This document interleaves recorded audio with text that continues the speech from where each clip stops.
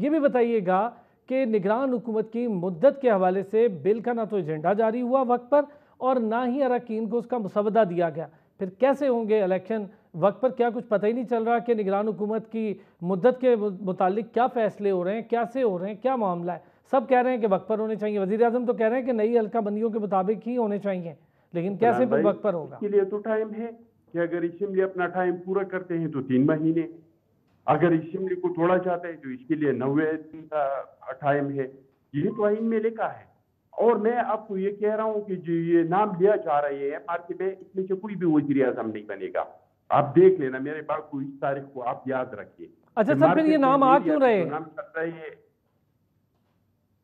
جی اخوندزادہ صاحب، نام آ کیوں رہے ہیں؟ کبھی نام آ جاتا ہے اسحاق ڈار صاحب کا، اب اسلم رئیسانی اور مکسی صاحب کا بھی نام آ رہا ہے، تو یہ نام آ کیوں رہے ہیں؟ ہلو اخوندزادہ صاحب، آواز آ رہی ہے میری آپ کو؟ دیکھیے جی، مارکیٹ میں نام آ جاتے، کچھ لوگ خود سے نام دیتے ہیں میڈیا کو کہ میرا بھی نام ہے، کچھ لوگ لکھتے ہیں، لیکن مجھے یقین ہے کہ اس میں سے کوئی بھی نام نہیں ہوگا۔ اور یہ کہنا کہ غیر سیاسی ہوگا، غیر سیاسی تو دنیا میں کوئی انسان نہیں ہے، غیر سیاسی تو جانور ہوتا ہے۔ کون فیصلہ کرے گا کہ یہ سیاسی ہے کہ غیر سیاسی ہے؟ یہ تو کوئی فیصلہ نہیں کر سکتے، لیکن آئین کے مطابق یہ ہے کہ جب وزیر اعظم اور اپوزیشن لیڈر یہ متفق ہو جائے اور متفقہ طور پہ جو نام دے گا وہ جو ہے وہ اس ملک کا نگران وزیر اعظم ہوگا۔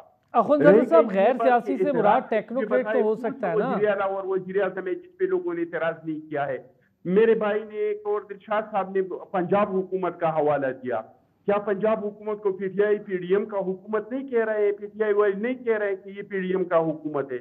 اعتراض تو سیاست میں ہوتے رہتے ہیں، لیکن آئین نے بس وہی لکھا ہے کہ اپوزیشن لیڈر اور وزیر اعظم یہ دونوں متفق ہو جائے جس نام پہ، وہ اس ملک کا نگران وزیر اعظم ہوگا، اور ایسا ہی ہوگا انشاءاللہ تعالی۔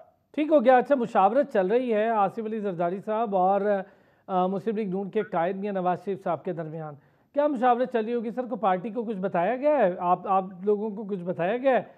پارٹی کے سینئر لوگ ہیں کہ کچھ نام ہیں جو کوئی مشاورت بھی ہوئی ہے پارٹی کے اندر بھی کچھ ناموں پر؟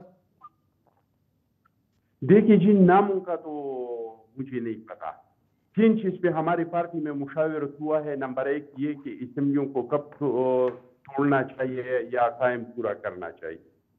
دوسرا یہ کہ نگران وزیر اعظم جو ہے وہ کون، کس طرح کا وزیر اعظم آنا چاہیے۔ ہماری پارٹی میں زیادہ تر اتفاق اس بات پہ ہے کہ نہ کو کوئی ٹیکنوکریٹ ہونا چاہیے، نہ کوئی ریٹائرڈ جج ہونا چاہیے، کوئی پالیٹیشین ہونا چاہیے اور اس کو نگران وزیر اعظم لگانا چاہیے۔ اس پہ ہماری پارٹی کا اتفاق ہے۔ اور تیسرا بات یہ کہ الیکشن کو ایک دن کے لیے بھی ڈیلے نہیں ہونا چاہیے، الیکشن اپنے ٹائم پہ ہونا چاہیے۔ آئین میں لکھا ہے کہ 90 دن تو 90 دن، آئین میں لکھا ہے کہ اخوندزادہ صاحب، کیٹاگوریکلی چلے، اچھی چیز یہ ہے کہ آپ نے ہمیں یہ بتا دیا کہ آپ کی پارٹی کا کم از کم اس پر اتفاق ضرور ہے کہ نگران سیٹ اپ کے لیے جو نام آنا چاہیے آپ کی طرف سے آئے گا وہ کوئی سیاسی شخصیت ضرور ہوگی، لیکن ٹیکنوکریٹ نہیں۔ ٹیکنوکریٹ کیوں نہیں سر؟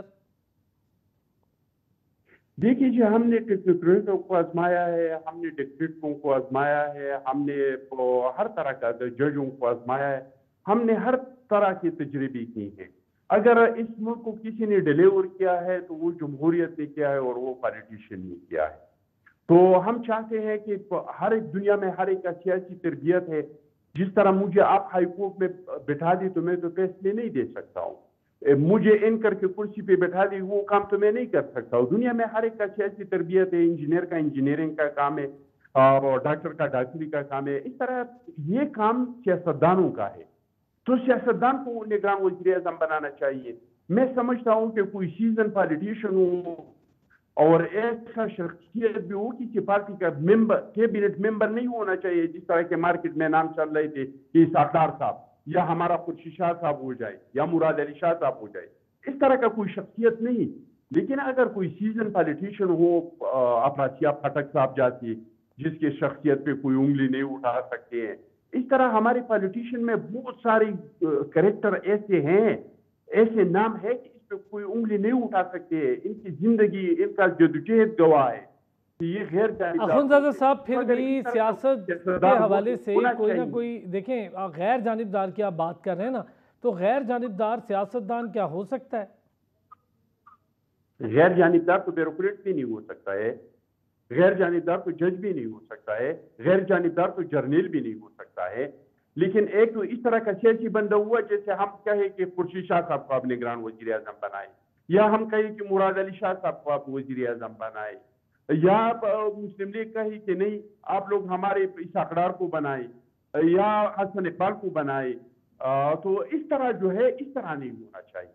باقی ہمارے سیاستدانوں میں بہت اچھے اچھے نام ہے، ان کا بہت اچھی کارکردگی ہے، کوئی اس پہ یہ انگلی نہیں اٹھا سکتے کہ یہ کسی ایک پارٹی کی طرف آئین کو چھوڑے گا یا اچھا قانون کو یہ چھوڑے گا بتائیں یا اخوندزادہ صاحب، چلے آج موقع مل ہی رہا ہے، یہ بات ہو ہی رہی ہے، تو یہ بھی بتا دیں کہ کیوں ٹیکنوکریٹ پر بھروسہ نہیں کیا جا رہا؟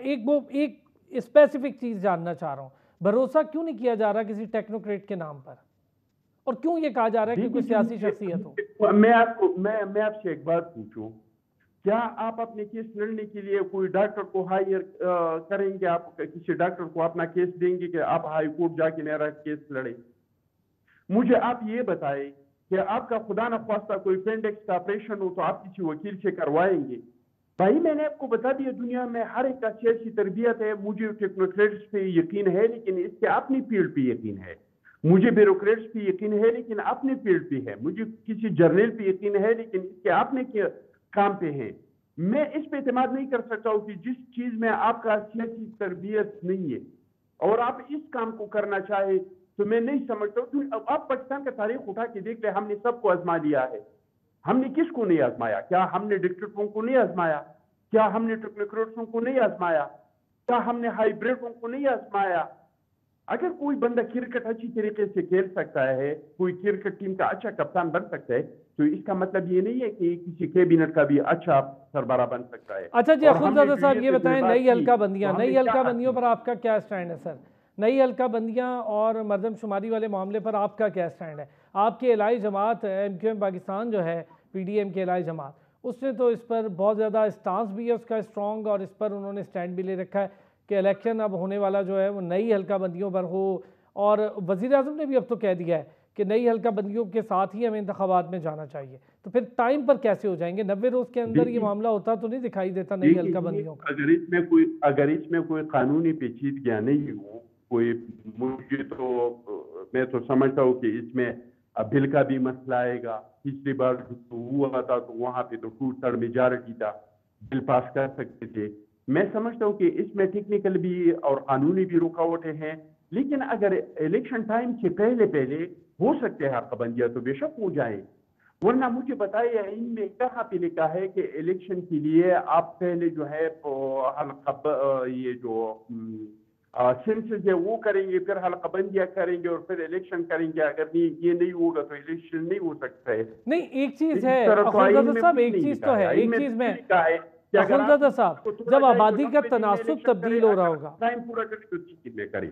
اچھا اخوندزادہ صاحب، جب آبادی کا تناسب تبدیل ہو رہا ہے، سال کے سال جب ہم دیکھتے ہیں، ایئر آن ایئر بیسس کی میں بات کر رہا ہوں، آبادی کا تناسب تبدیل ہو رہا ہے، ووٹ کا تناسب تبدیل ہو رہا ہے، تو obviously حلقہ بندیاں تو کرنی پڑتی ہیں نا؟ بالکل کرنی پڑتی ہے اور یہ کرنا چاہیے تھا، لیکن یہ بدقسمتی سے جو پچھلا حکومت تھا انہوں نے تو انتقام کے علاوہ کچھ نہیں کیا۔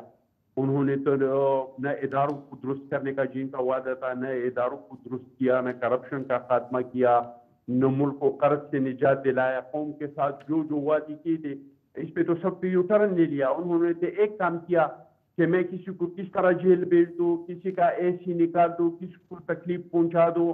عید کے دن آدھی پریال کو ہاسپٹل سے گرفتار کیا تاکہ زرداری صاحب اور ان کا فیملی جو ہے یہ عید کی خوشیاں نہیں منا سکی۔ وہ تو اپنا پتہ نہیں اس کو کس چیز کا غصہ تھا جو لوگوں پہ نکال رہا تھا، وہ تو انہوں نے تو کچھ کیا ہی نہیں ہے۔ یہ تو پچھلی حکومت کو چاہیے تھا، اور میں سمجھتا ہوں اگر کوئی قانونی رکاوٹ نہیں ہے تو ابھی 3 مہینے ہیں، اگر کوئی کام 4 مہینے میں ہو سکتے ہیں، تو اگر اس پہ آپ اوور ٹائم لگا دیں، اگر اس پہ آپ بندوں کو زیادہ لگائے تو وہ 3 مہینے میں ہو سکتے ہیں۔ بالکل ہونا چاہیے، لیکن الیکشن سے پہلے، الیکشن ڈیٹ کے بعد نہیں۔ اس کے لیے الیکشن کو لمبا نہیں کرنا چاہیے، क्योंकि इसमें मुल्क का अच्छा बहुत लेकिन बड़ा नुकसान है। अखुंजदा हमारा साहब, मुल्क एक तहम्मुल चीज़ नहीं आप बार हो बार सकता है। आप बार बार या आपकी पार्टी की तरफ से, मैं जिससे भी बात करूंगा पीपल्स पार्टी के लोग ख़ास तौर पे, वो कहते हैं इलेक्शन में डिले नहीं होना चाहिए। बिलावल भुट्टो साहब को भी बात करते सुना, जरदारी साहब को भी बात करते सुना, आप लोगों को भी मैं सुन रहा हूँ या बात कर रहा होता हूँ। ये बताएं, 20 रुपये पेट्रोल का बढ़ जाना, बिजली के बिलों की कीमत में होशरुबा इजाफा, उसके जो बिल हैं उसमें हो जाना, महंगाई में होशरुबा इजाफा हो जाना, ऐसे टाइम पर हुकूमत के चंद दिन रह जाना, तो कैसे जाएंगे जल्दी इलेक्शन में इस कारकर्दगी पर? ये सोचा है? देखिए जी, ये तो हमने पहले सोचा था। हमने पहले ये फैसला किया था कि मुल्क को बचाने के लिए हम अपनी सियासत को कुर्बान करेंगे, और हमने कुर्बान कर दिया। आप क्या चाहते हैं कि जाने से पहले हम 50 रुपए अपनी सियासत बचाने के लिए मुल्क को दाव पे लगाते, 50 रुपए पेट्रोल को सस्ता कर देते? क्या पेट्रोल सिर्फ पाकिस्तान में महंगा हो चुका है? क्या दुनिया आलमी मार्केट में फ्यूल का कीमत नहीं बढ़ चुका है? इस वजह से यहाँ पे और सारी दुनिया में कीमतें नहीं बढ़ चुके हैं? तो अगर हम अपनी सर, सियासत रशिया को से बचाते तेल तो फिर आना तो हमारे और लिए फेवरेट पाकिस्तान फैसला में, ये था कि 50 रुपए हम 3 लीटर कम करके, क्योंकि हमारी चंद 9 दिन रह गए हैं, और वाह वाह ले ले। लेकिन मुल्क के लिए ये तबाकुन फैसला होता, फिर मुल्क को हम नहीं बचा सकते थे। तो सियासत है या नहीं है? मुल्क है तो सियासत है। खुदा न खास्ता अगर हमारा मुल्क नहीं है तो सियासत का हम क्या करेंगे? सियासत का हम अचार डालेंगे।